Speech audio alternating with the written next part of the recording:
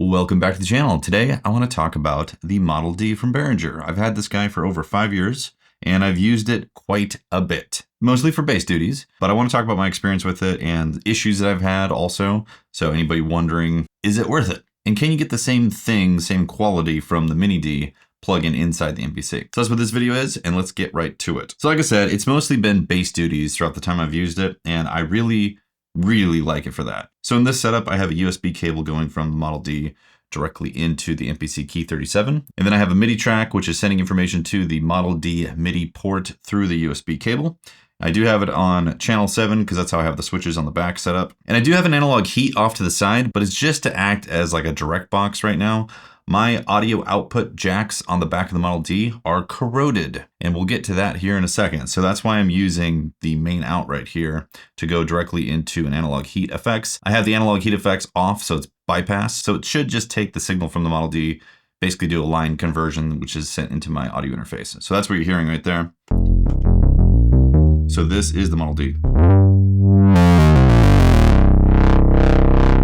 It just sounds like classic synth bass. To me, this sound just doesn't get old. When I reach for a bass sound, I pretty much only mess with maybe the cutoff frequency, maybe some saturation type of stuff. I might switch up the waveforms here and there, but for the most part, I just keep it like this because it works, sounds good, and I know how to mix it in the track once everything's recorded. It just has this warm, gummy, natural feel to it that it's hard to specifically explain without being in the presence of the instrument. And that's one of the things about YouTube videos. They don't really translate well in terms of getting the experience of a synthesizer. You can get the overall like sound that comes through, but you don't really get the experience of how it feels like it translates in your studio. And it's kind of a disservice, honestly, when it comes to gear videos. This is a bit of a side tangent, but a lot of people evaluate gear strictly off of YouTube videos, and I feel like it only paints about half the picture, because having a piece of gear in the studio and working with it is very different from seeing someone say, here's what it's good at, bad at, and then hearing the sounds and all that. So just a little FYI right there. Now let's go over to the MPC side of things, and I have Mini D loaded up, and this is an init patch.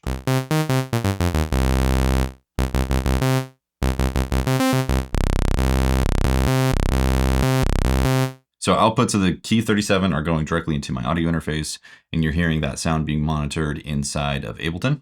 If I go edit on here, you can see all the settings and stuff. I've done videos about this. In fact, when it first launched, I did a whole review on it on our music channel, Tefty Memes. And in that video, I actually missed a key feature to get closer to the sound of the Model D, but it's still not quite there. For demonstration's sake, let's roughly rebuild this patch right here.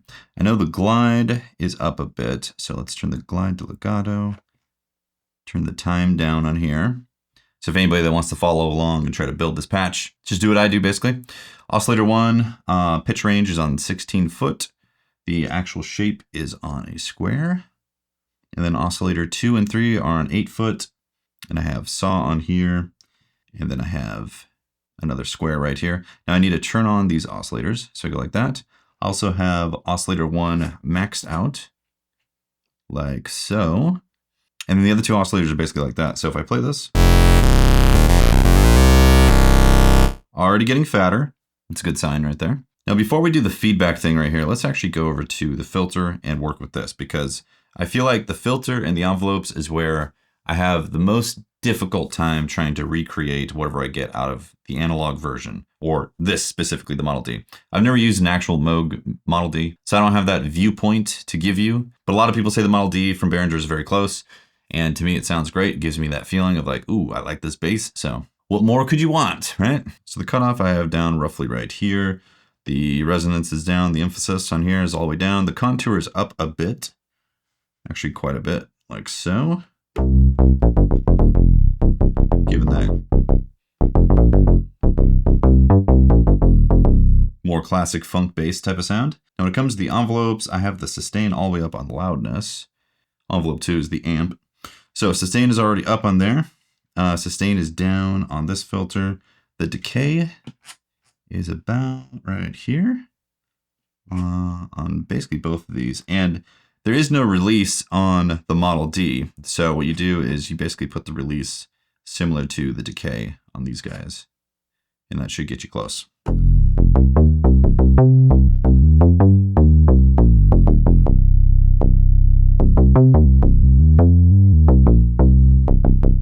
Also, when I first reviewed this, I didn't know what the analog knob did. And I think in the manual it said something like added inconsistencies into the signal or something like that. Well, after doing a little more testing, from what I can tell, is it introduces pitch variance into the oscillators. So you look at the tuner that's on Ableton, and you can even hear it. You can hear the oscillators start to waver and beat a little bit. So that's definitely closer to what the actual hardware version does for me. But I think that's all the analog knob does. At least it seems like it anyways. Okay, so what's missing right here is a general fatness though that you get from the feedback loop type of thing from the external volume in trick. And if you go back, I'm gonna have to volume match these. These are not volume matched at the moment. So we got the Mini D in the MPC. And then the Model D Behringer.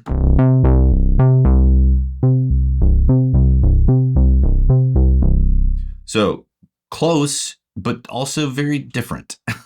That's where you can get lost in the details here. There is a lot of similarities and yet a lot of differences in just the details. So I'll do that over here.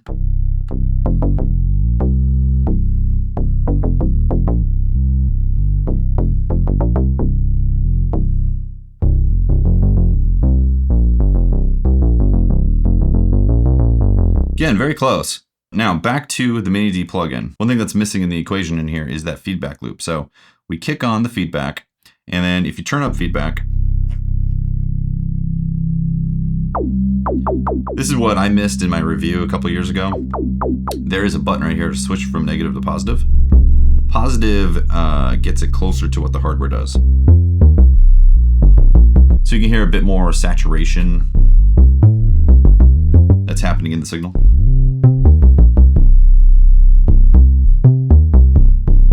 It's not the same though, and that's what's interesting about this. So let me crank it. Kind of becomes unusable past noon. You know, around 1, 2 o'clock, you start getting a lot more harmonic content in there that interferes with the actual scale that you're playing in. If you keep it around noon, it's pretty close. It's also a little bit louder, so I have to rebalance the audio again. Okay. So then back to the Model D. So let's check the pitch on the Model D. It could be out. It's a little bit out. So the tuning on the Model D, it's problematic. At least the 5-year-old version. I did read that there were some updates that happened in the manufacturing maybe 2-3 years ago or something like that. I don't know for sure. I'm not in contact with Behringer. They don't give me any information on this stuff or anything like that. But I do know that there's been some firmware updates, and I believe there's been some hardware updates to kind of adjust the manufacturing and maybe fix some of the things that might be problems that I have with my unit. Because I have had times where the notes will be solid like it is right now, and then other times where it just slow oscillates 20 cents up and down, which kind of makes it unusable at that point. Well, not kind of, it really makes it unusable. But what I find is like, if I turn it off and then come back to it, it usually fixes the problem. Not very useful if you're performing with it, but in the studio environment, I found that if I notice it's happening, I turn off the unit and then come back to it like 5, 10, 20 minutes later, seems to have fixed itself. So maybe it's a firmware thing. I actually don't think I've updated the firmware on this guy, like, ever. So maybe that's a bit on me for not doing the firmware updates on it. But being a simple analog device, I kind of expect it to just work out of the box. And for the most part, it does. If I'm wrong about any of this stuff, feel free to drop some comments below, correct me. But as you can hear,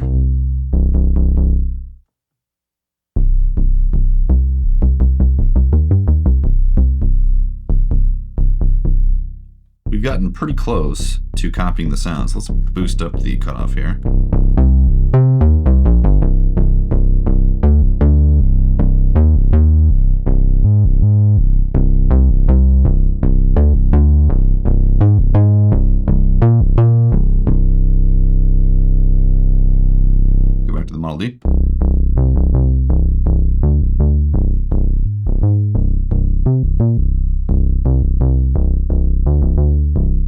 Again, it's close, but the character is definitely different.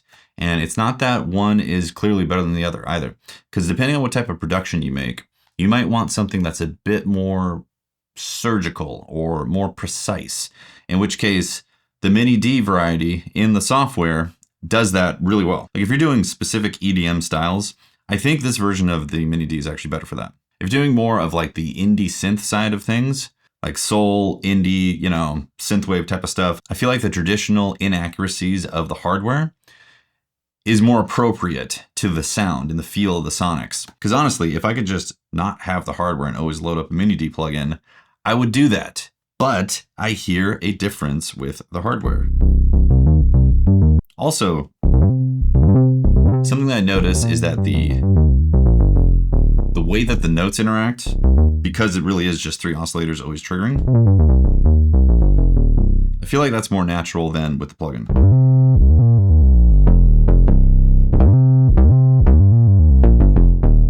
It's like it's more precise,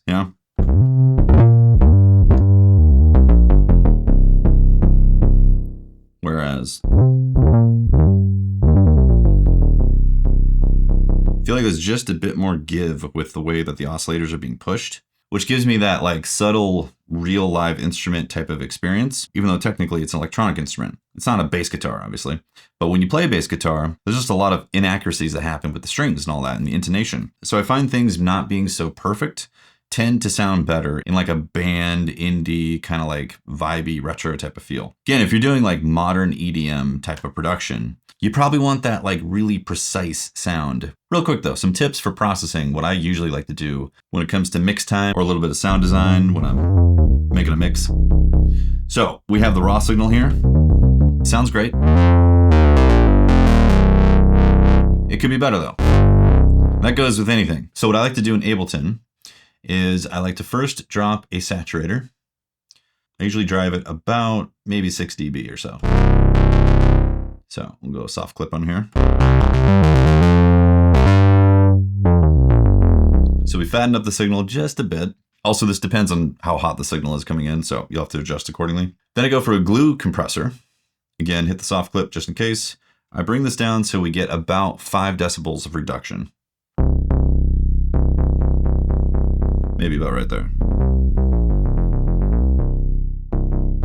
Then we do a makeup of about 5 dB.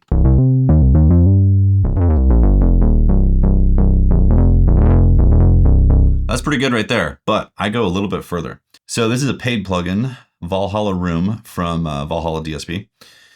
Fantastic reverb plugin. A lot of people go with the vintage verb, and I actually don't prefer the vintage verb as much as the room.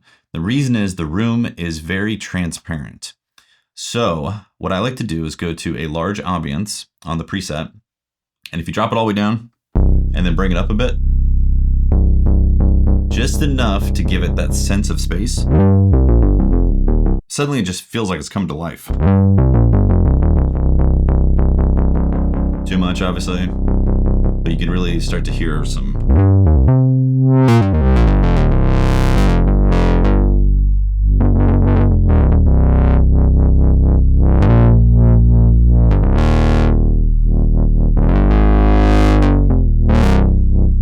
Just comes to life a bit more, Now you can do that with anything. So I can just copy this and bring it over to the Mini D version, or the one that's coming out of the MPC. And I'll probably have to rebalance the audio here just a bit. You can tell it's much hotter. See how it's going? Almost 10 dB right there. So here's what we'll do. We'll drop down the saturator. Yeah. Turn this back up. What's interesting is with the compression and the saturation, you can already hear how there's a lot more differences with this patch versus the other one. One thing I'm hearing is that the release seems to be longer.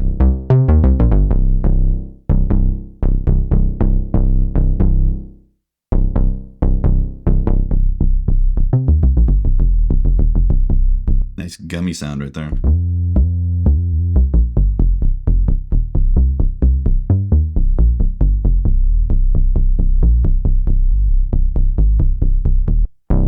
Back to the Model D.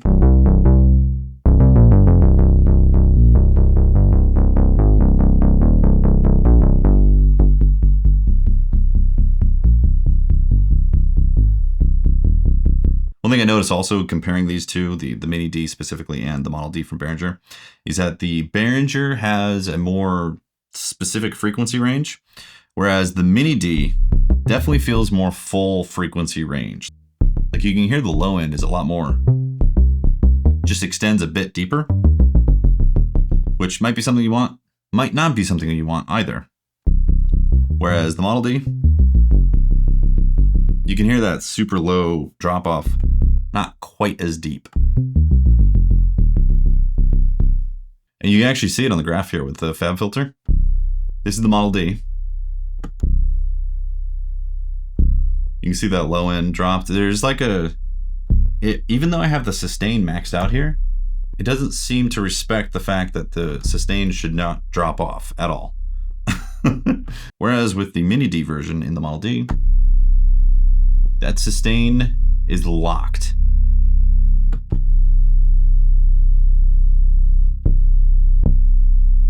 So you can see it's actually a little bit louder too on the low end, so that's probably why I'm feeling like that reaches a bit deeper.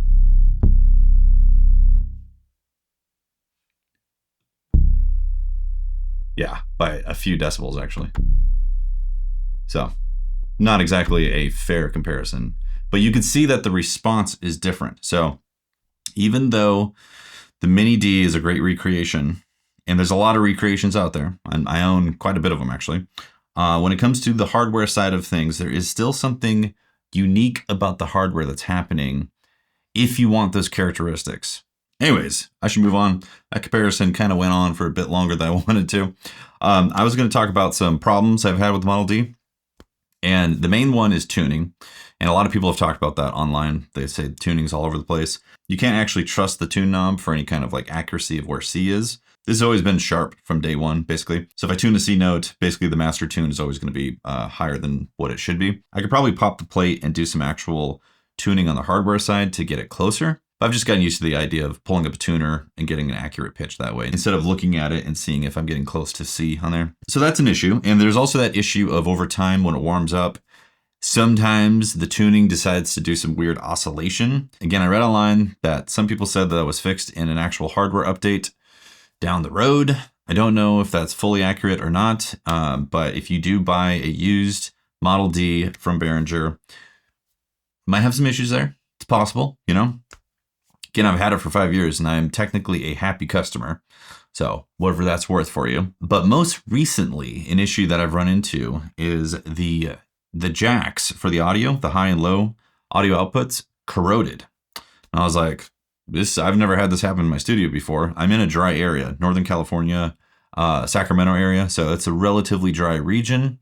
It's by no means saltwater / swampy type of wet in the air. Not at all. So this is very surprising to me. This is also the first time this has ever happened to me with any of my pieces of gear. So I was definitely concerned. I verified it by popping off the plate and looking at the actual jacks, and both of them seem to have the same type of weird corrosion going on. Now, I'm not a chemistry major or anything like that, or I don't know chemistry, and I don't know electronics to the point of knowing what can happen with these type of situations with metals and all that. Maybe you do. If you do, drop some comments below. That would be great. But I don't know what could have caused this, because it's the only thing that I've seen have happened in my studio before. I also have the Neutron, which I bought basically around the same time as the Model D. And I popped that plate off to look at the jacks. No problems at all. Perfectly normal. They don't have the issues going on.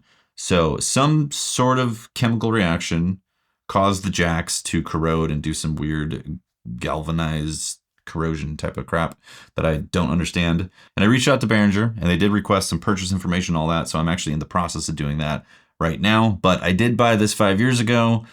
So I doubt they're going to do anything specifically about that because it's clearly outside of warranty. Kind of weird, kind of strange. Like, is it a bad component? Did I get struck by the curse of cheap electronics? Because the Neutron is fine. It has no issues with that. And it's the same environment, same studio, same climate, all that. 5 years and no issues with that. I've got the DeepMind, I've got the Monopoly, I've got a ARP 2600. They're all several years old. No issues with any of them. So again, I don't know if I just got unlucky and there was a bad component in this Model D that decided to corrode. Don't know. I actually posted it on Reddit as well to see if anybody knew. And yeah, nothing. Seems strange. So I don't mean to scare you off from the Model D because of my corrosion issue or even the tuning issues. The tuning issues I've just dealt with because I still actually really like what I get from the Model D. And you know what? If I do have some sort of tuning issue in a production that I've recorded, I could always just open up like Melodyne or something and fix those notes real fast if I need it. If it gets to that point where I'm like, oh, that bass is out of tune. But I think I've only done that like maybe twice at this point. Oh, also on the corrosion side of things, I checked the plate of the actual Model D because there's two plates. There's the plate that pops off right here, and then there's a power plate that has the jacks that are in there. And it was just the audio jack housings that corroded, nothing else. There's nothing on the Model D that corroded that's on the plate or anything like that. It looks fantastic. Yeah, same thing with the neutron and all that. It was just those jacks on the Model D. Again, I don't mean to scare you off. And I mean, technically it is cheap. It's only like $230 right now. I bought mine for $300 back when it first came out. So overall, I am very happy with my Model D. I'm happy with my purchase. And even though I have more expensive options in the studio to do similar results, I still prefer to use this box with its footprint and layout and all that as my main bass instrument. That is the video. I'm going to wrap it up here. Thank you very much for watching. I do appreciate it. If you are planning on picking up anything like the Model D or an MPC or some sort of piece of gear, and you want to support the channel as well at the same time, consider using my affiliate links below because it does directly support the channel. At no additional cost to you also. If you enjoyed the content, a like and subscribe also goes a long way. It helps out with the algorithm. But yeah, thanks for watching. Thanks for making it to the end as well. I do appreciate it. And I'll see you next time for another one. Peace.